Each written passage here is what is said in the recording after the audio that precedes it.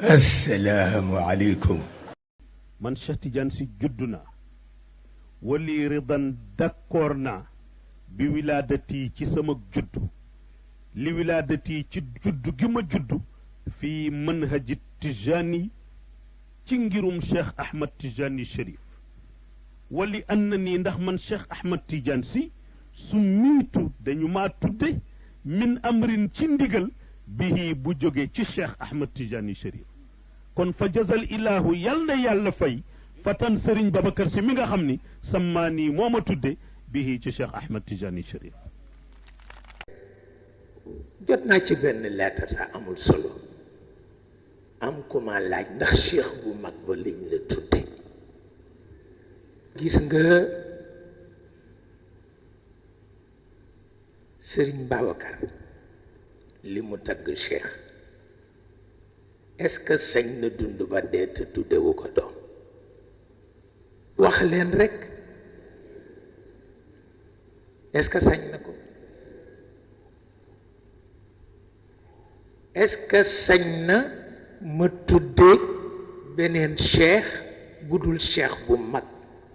te waxu ko astukan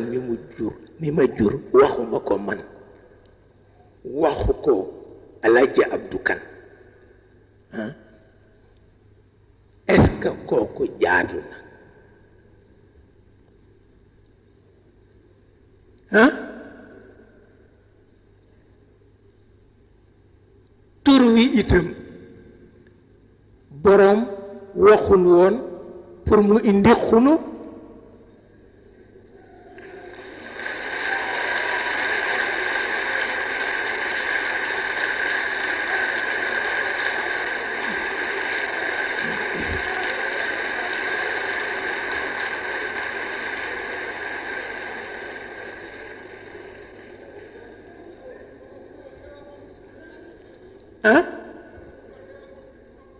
dëgg-dëgg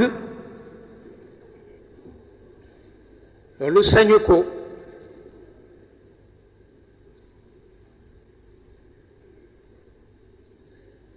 wër gi démb sama benn tante bu jóge Ndar fekkuma sax ci kër ga sama benn njaboot la fa fekk mu nuyoog moom ni ko su fi jaaree ni ko tantam jaaroon na fi da nga wax ko ni ko bañ koo ngénte man la Cerno Seydou tegoon junni ba ci sama loxo moom la ñu jëkk ngénte junni ndax Cerno Seydou ni sëriñam la ñu ko tuddee Seyid Cheikh Ahmed Tijani Chérif El Fadil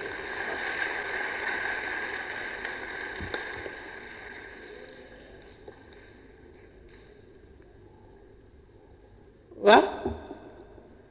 loolu moo tax mag ñi ñemewuñu ma wax la ko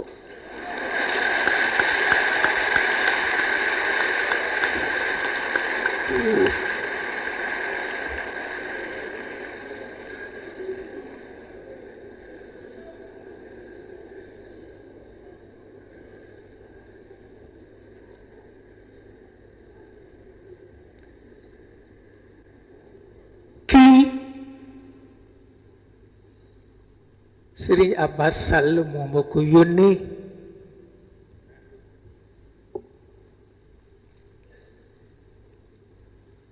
lamma manna alayya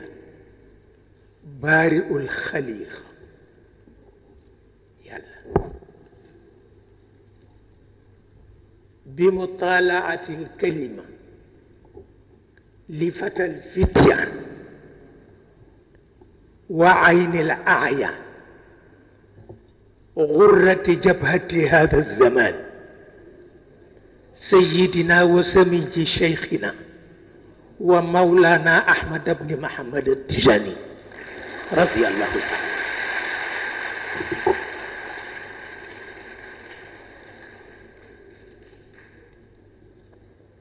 من نجي دانا كو جوخ سي سي جينغي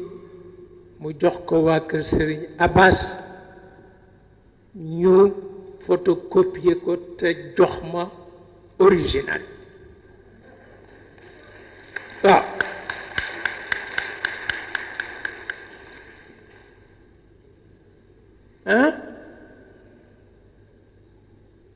في بعض مال شيخنا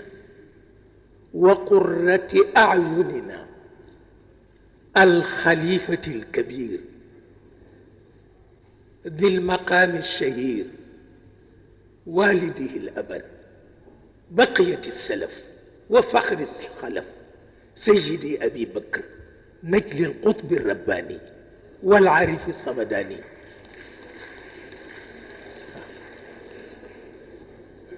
محيي الشريعة ومنقذ البرية سيدنا الحاج مالك بن سيد عثمان كي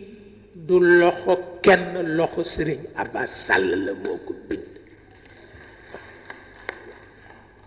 pour wax la ni xam na ku ma góor gi tudde waaw ba ca des sax ma nga fa sëriñ Hadi Touré moo ma ko bind bi soxna Astu Si Malik gaañu mu di ma ko jaal ak lam ma ca dénk ndax cheikh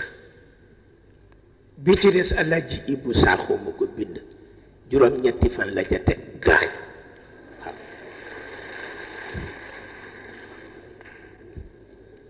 danaa leen ko jox yépp ngeen photocopier ko xam ni itam am na loo xam ni kenn du ko foye am na loo xam ne kenn du ko foye Sëriñ Alioune Gueye rek laa fonk Sëriñ Alioune Gueye moom rek laa fonk Sëriñ Njóoba gaañu marsiye yépp ñëw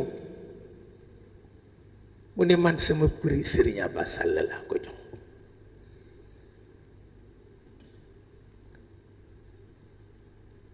hamziya la Sëriñ Abbas ma nga cay wax ni ali muminin illa rida bi qadaa'i malikil muluki wa malikil ashyaai Sëriñ Aliou nee na xeetu tawxid ak tasawuf li ci Sëriñ Abbas boole ci xasida bi mu def ci Sëriñ Jóoba ne musu ko gis mukk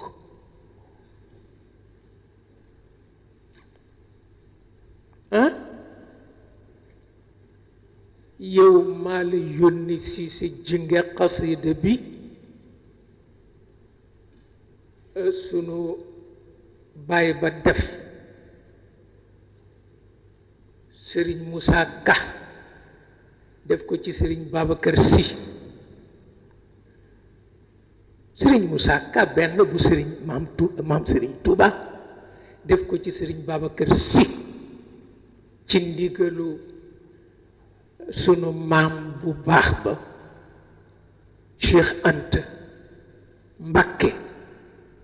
yaa ma ko wutali ca kër Sëriñ Cheikh Mbakke Gaynde Fatma waaw yow mii si ci nga yaa ma ko fa wutali pour wax la ni mag ñi xamoon nañu nu ñuy jëfante xamoon nañu nu ñuy jëfante sunu maam jëjë Tuuba bañ ko ne Sidil Hajj Malik génne ne àddina tahaddama ruknu diini ku ko way du moom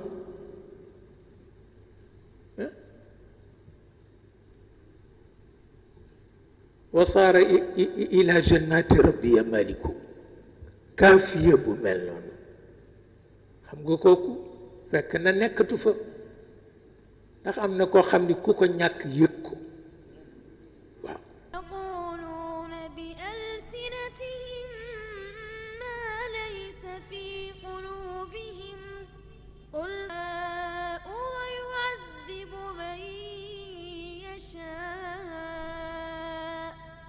وكان الله غفورا رحيما سيقول المخلفون إذا انطلقتم إلى مغانم لتأخذوها ذرونا نتبعكم يريدون أن يبدلوا كلام الله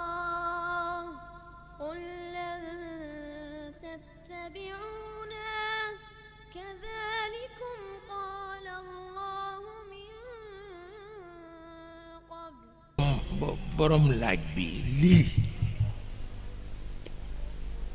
yonent bi tudd na ko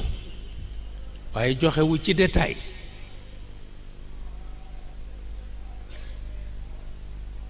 tudd na ko wante joxewu ci détail te aayul am na baat yoo xam ne aayul ñu traité ko parce que ca la ñu toll ak coow li bu fekkee dañ ko delloo ci aada ñu xam ne ci aada lañ ko delloo bu fekkee dañ ko delloo ci wax bu yonent bi wax ñu delloo ko ci te moo di jongal góor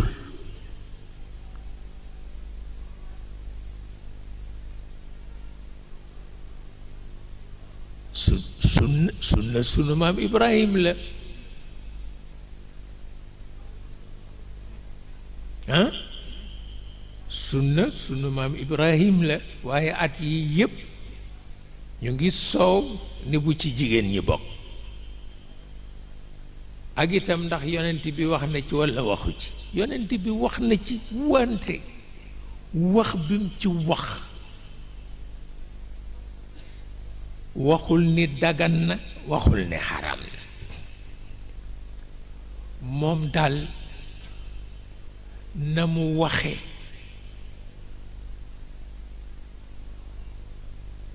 xam naa ni mën nañ ko ko interpréter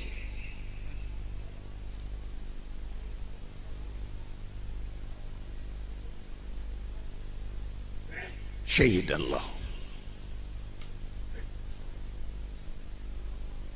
wante it ku ko miinul miinu ko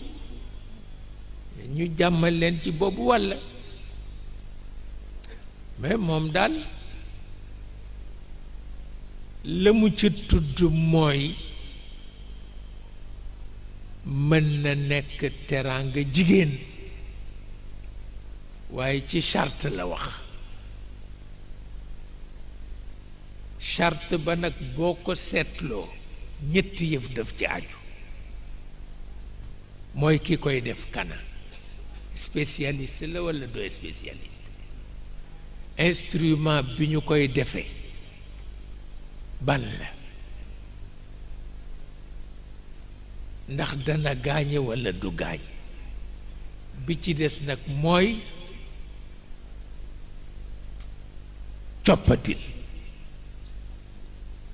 coppatil lañ la wax wante yooyu bala nga ko dajale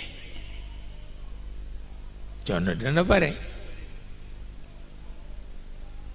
donc buñ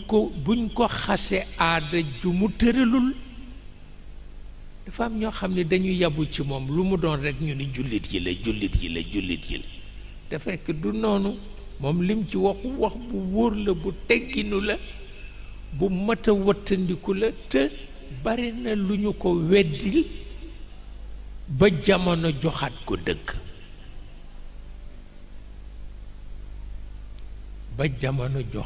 dëgg waaye nag itam doo tëb rekk xaañ ca digg ba loolu kenn du ko def moom daal makrumatun la wax li nisa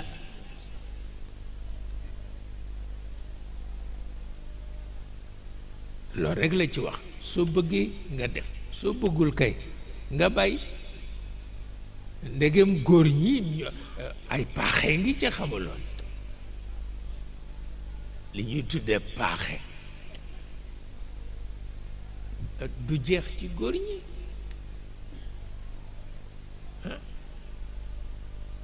ci waxi wolof paaxe mooy ku ñemewula jong am na ci wante itam tubaab yi bind nañu bërki démb ni gis nañ ni dina faj te man gis naa tubaab wóllëre sama wóllëre bërki démb rekk mu jong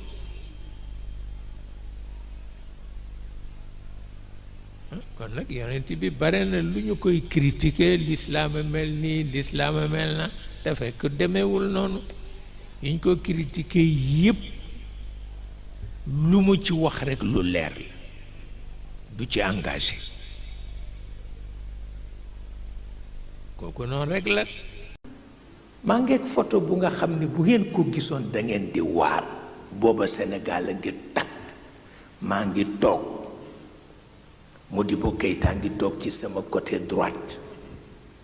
Lamine Gueye a ngi toog ci côté droite bu Modibo Keïta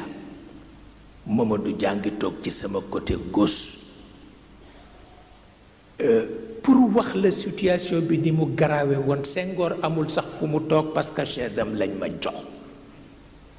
parce que ñoom ñëpp il tenait absolument à ce que je règle ce problème-là sinon réew mi dina takk ci seen loxo donc man yi ñuy wax gisuma ko ay gravité fii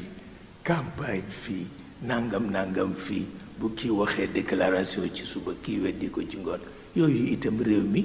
dafa mel ni dépassé na ko te les crises sont telles que bu fekkee foofu lañ ko bëgg a jaarale les gens ils vont se battre et ils vont être méchants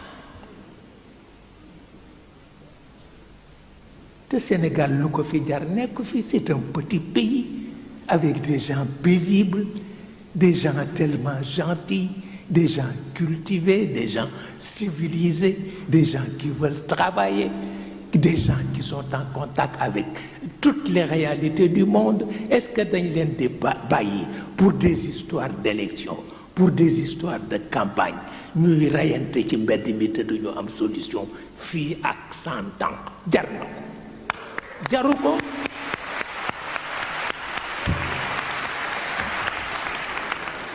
dama nekk ci prison bi ndeysaan policier ya fa nekk yëpp attaché ci man ñu boole leen ni leen daal loolu wóorul parce que ñoo Cheikh ci prison bi te ñoom dañu attaché ci moom loolu kenn mësu ko gis daal di wax ba suggérer pour ñu indi beneen corps bu dul policier yi ñu dem indi beneen corps ñu ñëw ñu armé leen ca kaw ba ci suuf ñu ñëw ñoom itam rek indi seeni exigence wax ni ku bokk ci seen corps rek ka leen mën commandé te du ñu nangu leneen ñu dem wuti kenn ku leen commandé ci seen corps ñu indi ko am ku ma ni gis nga soxar rekk a tax ñu def lii te man yëg naa ni moom ci ña ko def la bokk yëg naa ko ma ni pat rek waxuma ko dara mu ni ma gis nga indi nañ fi koor bu bees boo xam ni dañ doon jox ay instruction nanga ma ni pat rek naka lañ ñëw ni nañ leen utal officier bu bokk ci seen corps ñu dem jëlee li leen officier mu ñëw ni ma gis nga indi nañ fi officier bu bees ñëw pour xeex la rek moo tax ñu def ko ma ni waaw xeexu la man yëguma ni maa ngi ci prison parce que sama néeg ak prison benn la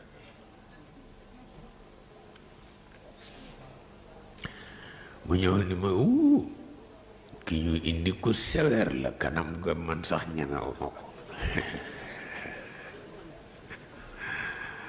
ma ne ko waaye mu ne ma naa la ko woon bu accès rek ma indi ko woon la ko naka la agsi ba mu ñëw ñaan ma ndax naa ko mën a indi ma ne ko ni ñëw mu indi ko rek gis mu song ni ma ñetti at ngi maa ngi laa wut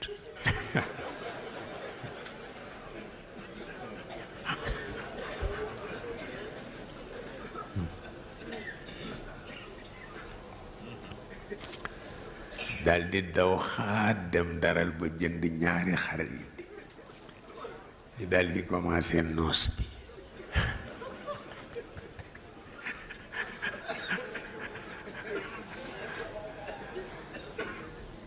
mu ne ma way danga ko xam kii ñoo bokk maam te tudde na ma doom dafa jombi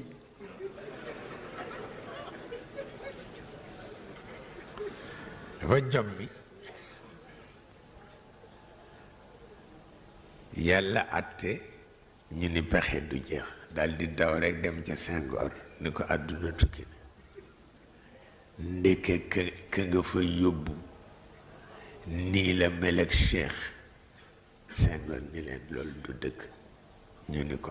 kay mu ni laa kooku sama chance la dañ ma ko wóol mu ñëw ndax man ku ma jubal rekk la bëgg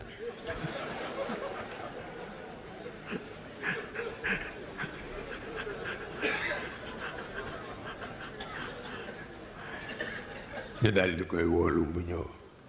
Senghor ni ko waaye ndax mën nga ci dara mu ne waaw mais à une condition nga yebal fa une délégation gouvernementale waaw ci laaj ci soog a mën a wax ci ëllëg sa rek ñu yónnee si ma ministre de la justice et ministre de l'intérieur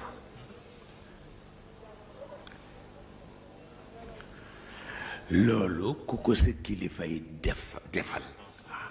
te du ci jóg tabarkalla tout le temps du ci jóg tout le temps yu mel noonu ni mu ko mënee dafa ëpp waaw kon nag ku ko sopp war na nekk sa xol waaw kon nag ku ko sopp war na nekk sa xol nekk sa biir xol tabarkalla te am na ci ñu ko xamul mësuñu ko gis waaye tey ni ko ñu jëkk ña soppe la ñu ko soppe tabarkalla loolu yàlla dogal na ko cëram la nag wax dëgg yàlla cëram la moo ko moom jëkk rek ñu ne Arafat mi ngi Sénégal ba bu ñëwee fekk ci sama waxtaanu sëñ Cheikh mu ne man baax na dinaa gis Senghor nañ ko wax ne ko na ko defal lu ko benn état defalagul moom Arafat ndax comme réew Afrique yi yëpp Sénégal la jëkkataan ci la jëkka ñëw dañ ko jox ceeb Senghor nag ku neexoon a digal la yow ñëwee Senghor ne ko waaw am ngeen fi bureau de l'OLP parce que Arafat amoon ay bureau ci réew yu bari ñu nekkal ko fa Senghor ne ko seen bureau bi dina ko yëkkati au rang d'ambassadeur au rang d'ambassade ki la fi dekkal bis ne que tey ambassadeur lañ ko jàppee muy Abou Khalil moo daan àndal jox leen villa pour seen bureau jox leen villa pour seen résidence te loolu mooy woy ba léegi ambassadeur palestinien ngi nii ba léegi Sénégal moo koy logé moo ko jox villa bu mu dëkk jox ko villa bu mu def bureau ca loolu la amee woon ci voyage u Arafat boobu premier voyage en Afrique noire fii la ko Arafat defee waaye nag ndeysaan saa bu ñu mosaal gisee ñu ngi tudd sëñ Cheikh te di ma yóbbante ci Arafat ana suñu waa ji waxal ma ko nangam waaye ñoom ñaar ñi ngi gisante Arabie Saoudite en 86 ci palais royal fekk ñu dem fa bari sëy bi dañ fi Arafat palais royal à Riyad en 86 Arafat ni ma danaa ñëw nuyu sëriñ bi waaye bu ma ko nuyoo maa ngi lay ñaan ëllëg mu may ma invité ko añ waaye ko baax na bu ñëw seet sëriñ Cheikh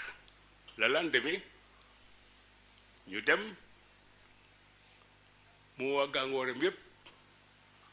invité sëriñ bi añ Arafat di ko tey laa la gis de waaye mi ngi mel dama la xam bu yàgg ndax maa ngi Moustapha li ngi lay tudd alors ñoom ñaar ñu fasanti ko lëre après mu ne mais Arafat ne mais waaw Cheikh moom dafa mel ni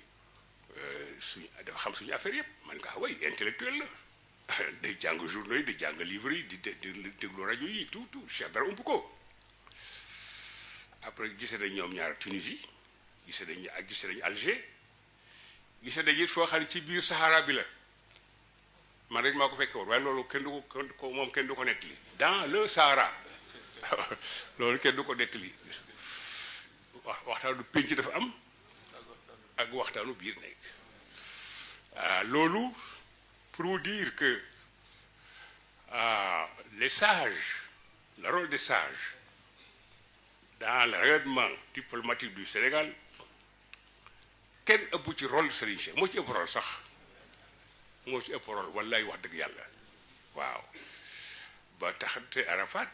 quand même c'était pas n'importe qui. fi ma jaar bu ngeen fa jaaree taqaban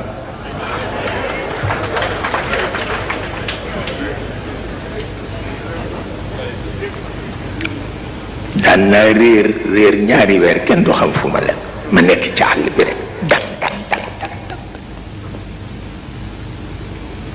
jënd naa benn komankaar ñaar fukki junni laa ko jënd militaire yee ma ko jaay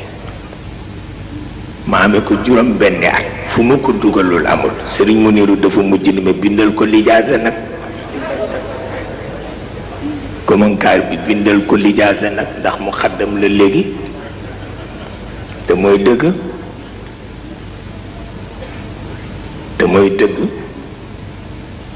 sëñ Babacar daf ma ni bés nekk naa lu nekk ci sa maam nekk naa lu nekkam li ma mujj def ci Sénégal mooy Sococim bi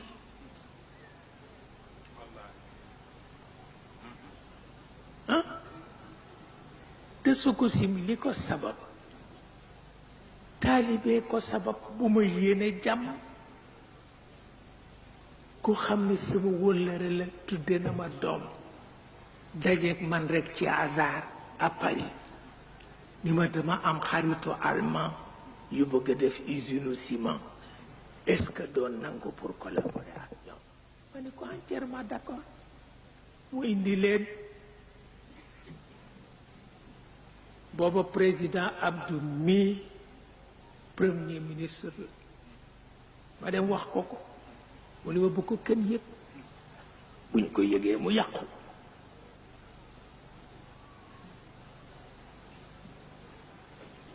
président Senghor moo ma daan wax boole tubaab ak wolof ni ma Cheikh ma ni ko mu ni ma les Sénégalais ma ni ko mu ni ma ils sont añaandés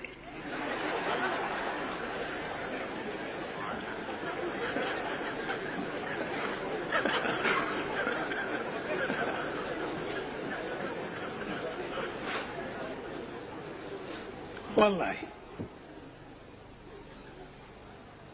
ils sont añaandés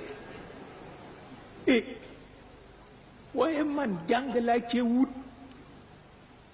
ba ñu demee itam am naa fa jarbaat boo xam ne sama jarbaatu bopp la bien que allemand la man rek lay noyyee te wàllu jikko rek ñu boole mu ni ma mag ñi kenn du leen wax dara mais projet bi du dox ma ni ko lu tax mu ni ma diggante France lay doon ak Allemagne mu ni ma c'est politique te wax na dëgg xam-xam ba mu fa jële jar na lu nekk première réunion bi ñu doon def rek Senghor def déclaration ci chantier si kablaate xawma ya ca des déclaration boobu ba mu jeexee 3 minutes après seen ambassade bi ci Dakar yónnee si na déclaration ba fa ñuy defee réunion pour wane ni du dox parce que français ci opposé c'est normal famille Ababacar Sy ni ñu yàggee ak France ñeenti siècle di fi réaliser loo xam ne jële wuñ ko ci France xanaa jële ko ci allemand yi kooku seen gàcce la duñ ko nangu. Politiquement il n'y a rien de plus normal. moo tax ñu sànni ma su ko si dañ ma ko saraxa rek taalibe ngi yalwaan usine ngoog.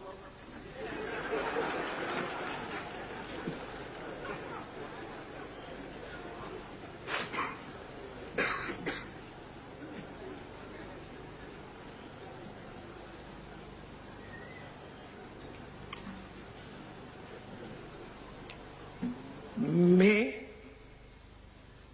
bi ma seetee situation bi lan lay doyee Russie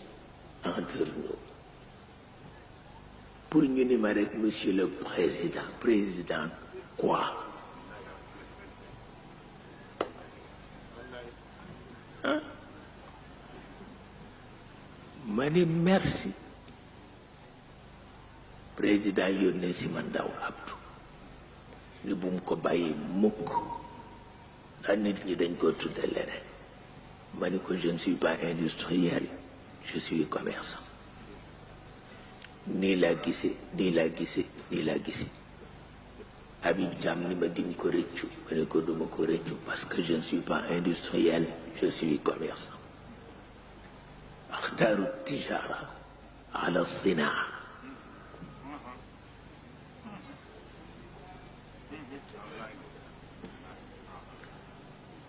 axtaaru tijara ala sinaa Alaaji Abdou Kan commerçant la woon Alaaji Malik commerçant la woon Babacar Si commerçant la woon bu Babacar Si ba rek moo doxul parce que daf jarax yëfu sëriñ te Maodo waxoon na ko ni ko ku sol mbubu sëriñ ak commerçant su commerce yàqu boo bëggee nekk commerçant pire mu ne ko da ngay summi mbubu sëriñ teg fële moom xam nga jikko fii mu ne yàlla xam na ko wax na ma at mi may génn àdduna billahi lazi la ilaha illa hu wax na ma ko ni ma nag mi ngi aju ci yow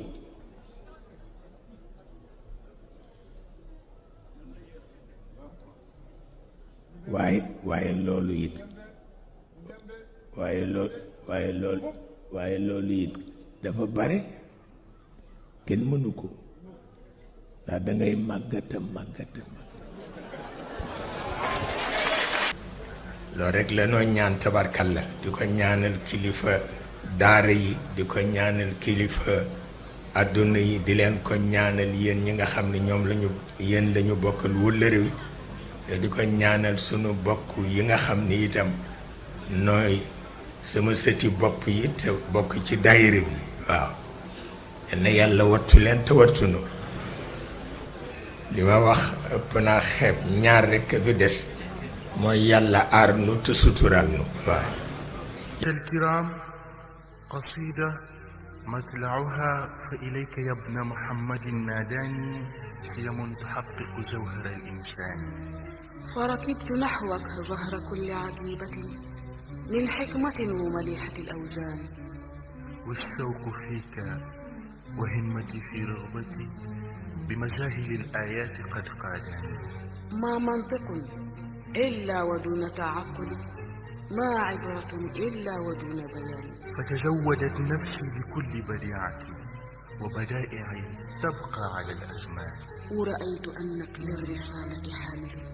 وعلمت أنك بعد سر أمان ألفها فريد عصره وحكيم الأمة وفيلسوف العصر بقطب زمانه ووارث سر الأقطاب وسمي غوثه أبي العباس برم يشبهني بالبعد كل مشبه وفي ذلك تشبه قلبي يرعد فكنت أراني ناشئا متفردا بأخلاقه أو قلت لي أنا أحمد فوالله قد سميت بالعلم الذي يخصصني فضلا به أتفرد سيدي ومولاي السيد الشيخ أحمد التيجاني فيه المكتوم.